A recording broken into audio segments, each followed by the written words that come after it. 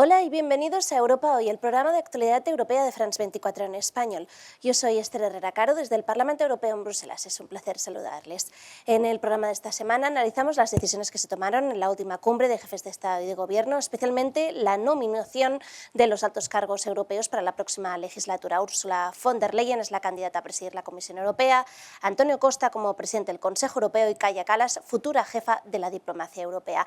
Hablamos de los retos y cómo se ven estos perfiles desde el Parlamento. Lo analizamos con la diputada del Grupo de los Verdes, Alianza Libre Europea, Diana Riba. Bienvenida, Diana. Hola, muchas gracias. Muchas gracias por estar aquí, con Javi López del Grupo Socialdemócrata. Bienvenido, Javi. Es un placer. Gracias a los dos por estar aquí. Tenemos ya candidatos a liderar la cúpula europea en la próxima legislatura. Tenemos a dos candidaturas, además la de la presidenta de la Comisión Europea, Ursula von der Leyen, y de Kaja Kallas como futura jefa de la diplomacia europea, que requieren el aval del Parlamento Europeo. ¿Qué opinión tenéis de estas candidaturas, Diana? Bueno, en primer lugar, se celebra que haya tres mujeres, porque sabemos que en las instituciones europeas históricamente no ha habido esta representación en términos de género y por lo tanto también tenemos que valorarlo en este sentido.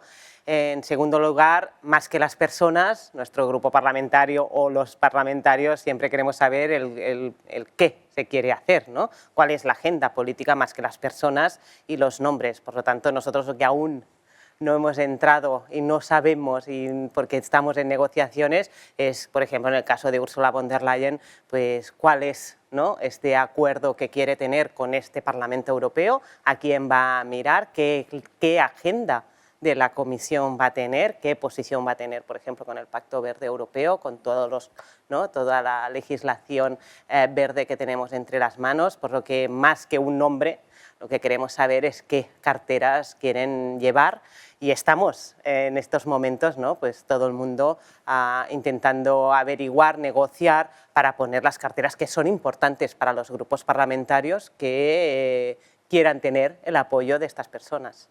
Javi.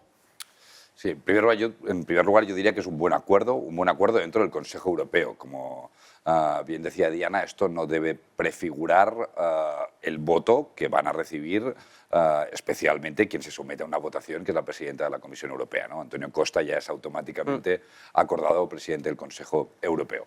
¿Por qué es un buen acuerdo? Primero, es un buen acuerdo porque creemos que la forma es la adecuada. Existía el riesgo, porque lo había expresado así el señor Weber aquí en el Parlamento Europeo, pero la propia Ursula von der Leyen, de que el Partido Popular Europeo fuera a buscar a Meloni y a la extrema derecha dentro del Consejo Europeo para el gran acuerdo del poder europeo. Esto era una línea roja para los socialistas y nuestros negociadores fueron muy claros en este sentido, tanto Pedro Sánchez como Olaf Scholz, que negociaron en nombre de la familia socialdemócrata, que era necesario aislar a la extrema derecha. De hecho, ha quedado fuera de este acuerdo y han votado en contra con combinaciones diferentes, tanto Orbán como Meloni.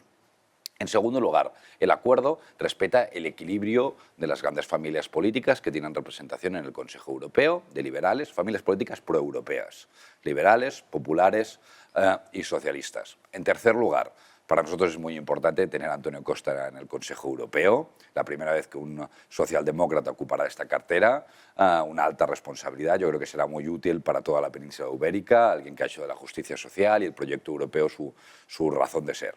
Cuarto lugar, la presidenta de la Comisión Europea, que es alguien con la que sabemos que podemos trabajar, hace falta ver cuál es su programa para los próximos 5 años, pero sabemos que podemos trabajar durante los últimos 5, lo hemos hecho de forma efectiva y además es una candidata que proviene del proceso de los Spitzenkandidat, era la candidata del Partido Popular Europeo que recibió más votos aquí.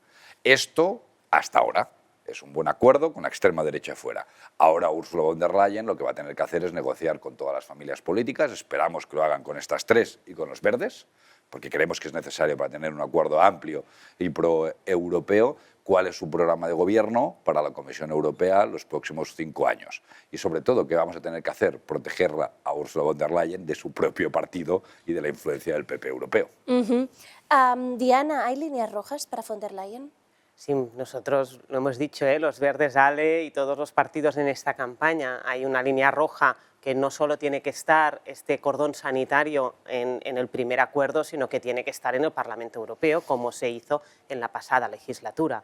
Lo que no podemos hacer es unas instituciones que tengan un cordón sanitario a la extrema derecha por unos temas, pero por otros no. Por lo tanto, ahora me avanzo a la presidencia también del Parlamento Europeo, pero también a la Comisión. ¿Cuál es la línea roja? Porque hemos visto una campaña electoral, una Ursula von der Leyen que miraba, ¿no? Miraba muy a menudo y hasta hablaban de, como decían, extremas derechas buenas y extremas derechas malas. Para nosotros no hay extremas derechas buenas, todas son malas y por lo tanto esto es una línea roja y después tenemos prioridades claras que podríamos decir que son líneas rojas. Tenemos que tirar, para los verdes, Ale, por ejemplo, todo el tema del PAC verde es importantísimo que se siga trabajando en él, también temas sociales y por lo tanto tenemos que ver si tenemos que estar en este acuerdo primero, no estamos constituyendo ningún gobierno, esto también es importante, es un acuerdo de votar los burós, las presidencias, las vicepresidencias, pero no es un acuerdo directo de cada ley que se tenga que trabajar en el Parlamento, pero sí que hay esta línea roja. Sobre todo lo que tenemos que asegurar es que para algunas cosas sí y algunas cosas no se mire a la extrema derecha. Esto para nosotros es una línea roja. Javi, antes lo comentábamos, lo estabas comentando justamente, los socialistas decían que era muy importante que tampoco se cooperara con la extrema derecha. Pero si entonces, si von der Leyen se acerca entonces al grupo de los conservadores y reformistas europeos, el de Giorgia Meloni, ¿esto es la línea roja para el grupo socialista? De hecho, es lo que expresamos y eso es donde era más difícil, era en el Consejo Europeo, que era dejar fuera a Italia, uno de los países fundadores y el tercer país demográficamente más grande de la Unión Europea, y así se hizo, gracias a la presión de los dos negociadores socialdemócratas. Nosotros, como bien explicaba Diana, estamos ante no una negociación de una coalición de gobierno, esto es una democracia consensual, estamos ante una negociación con grupos parlamentarios que a cambio del apoyo a la investidura negocian mínimos de un programa político para los próximos 5 años. Y luego se negociará ley a ley, cuestión a cuestión, tendremos discrepancias con la Comisión, seguro que con Ursula von der Leyen, pero es un programa de mínimos a cambio de un voto favorable. Esto es lo que hacemos, así consiste nuestro trabajo. ¿Cómo nos planteamos esta negociación nosotros, los socialistas y demócratas? Lo que pedimos es una cuestión de método, 3 objetivos y un instrumento. De método es dejar fuera a la extrema derecha, negociar con los partidos proeuropeos y hacer un esfuerzo por incorporar a los verdes a esta negociación. 3 objetivos: mantener el Pacto Verde Europeo y su ambición, que es una cuestión fundamental para nosotros, porque creemos que la ambición en el Pacto Verde Europeo es la opción más pragmática, especialmente para garantizar la competitividad de nuestra economía en el futuro. Y no solo eso, sino además hacer frente a una amenaza existencial como es el cambio climático. Tenemos las leyes, hace falta implementarlas con dimensión social y hacer políticas de adaptación. 2, segundo objetivo. Necesitamos una política de seguridad y defensa europea que se haga cargo Europa de su defensa sin la lógica del militarismo, que es lo que nosotros reclamamos. Nosotros creemos que un mundo con mayores amenazas es un mundo en donde Europa se tiene que adaptar y especialmente viendo cómo está el patio en Estados Unidos y en Washington, tenemos que hacernos cargo de nuestra seguridad. Pero eso no puede empujarnos a una lógica militarista y de escalada militar, porque eso no es Europa.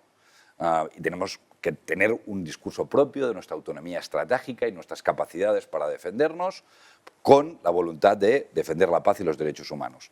Y en tercer lugar, políticas sociales. Nuestra prioridad en esta negociación es vivienda. Vivienda, vivienda y vivienda, que es un gran fenómeno y gran problema del acceso a la vivienda en Europa. Necesitamos que Europa tenga políticas sobre eso. Nunca ha tenido y por primera vez debería de tener. Y por último, un instrumento que es para hacer todo esto necesitamos instrumentos financieros, presupuesto. Así que hay que pensar cómo los fondos de recuperación con deuda europea se convierten en un instrumento permanente para gastar en estas 3 grandes prioridades para Europa. Javi, comentabas el tema de la vivienda, pero la Unión Europea no tiene competencias. ¿Cuál es vuestra idea? No tiene competencias, pero tiene instrumentos para ello. Hoy la Unión Europea tiene varios programas que están relacionados con el clima, la eficiencia energética, en varias direcciones generales, muy diferentes. Lo primero que pedimos es que tengamos a alguien en la Comisión Europea con el portfolio, en el título, con vivienda. 2, lo que pedimos es que tengamos una dirección general de vivienda, cosa que no tenemos, que agrupe todos los programas actuales que están directa e indirectamente relacionados con la vivienda, los estructure e impulse una política pública de vivienda. Tenemos además el Banco Europeo de Inversiones, que podría ayudar al acceso a la financiación y pensar el diseño de una política pública europea. Tenemos fenómenos como, por ejemplo, los pisos turísticos. Hemos tenido mucho debate ahora en Barcelona tras el anuncio de su prohibición, que es un fenómeno europeo. O sea, el problema de la vivienda es un fenómeno que estamos viviendo, sobre todo en las grandes ciudades europeas, que requiere también de soluciones europeas. Diana ha comentado las prioridades. ¿Cuáles son vuestras prioridades? Sí, no, en realidad este pacto europeo, para ampliar, este pacto verde europeo se tiene que transformar en un pacto verde europeo y social.